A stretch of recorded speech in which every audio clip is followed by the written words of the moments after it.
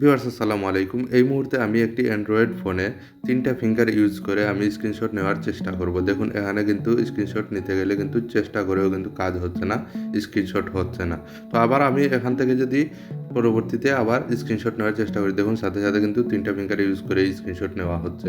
তো এই সেটিংসটি আপনারা অ্যান্ড্রয়েড ফোনে যাদের অ্যান্ড্রয়েড ফোন রয়েছে তারা কিভাবে আ এই সেটিংসটি করবেন? তো চলুন কথা না বাড়িয়ে আজকের ভিডিওটি শুরু করা যাক।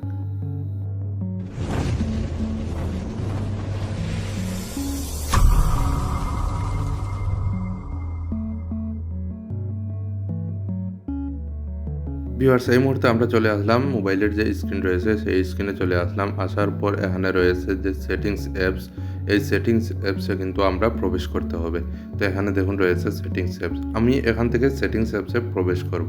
আর এখানে সেটিংস অ্যাপসে প্রবেশ করার সাথে, সাথে আপনারা দেখবেন বিভিন্ন অপশন রয়েছে। এখান থেকে আপনারা স্ক্রল করে নিচের দিকে চলে যাবেন। আর এখানে রয়েছে দেখুন আই স্মার্ট নামে একটি অপশন রয়েছে। আপনারা এখানে দেখতে পারবেন এই যে আই স্মার্ট এই অপশনে আপনারা ক্লিক করে দিবেন।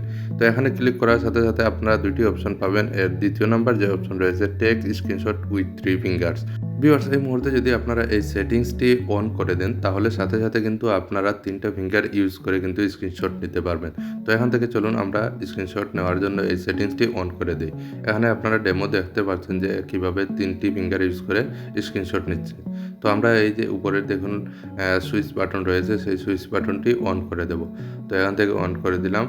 আর এখান থেকে আপনারা দেখতে পাচ্ছেন যে এই ডেমোটি আপনাদের দেখানোর জন্য যে কিভাবে স্ক্রিনশট নিতে পারবেন এই সুইচটি অন করে।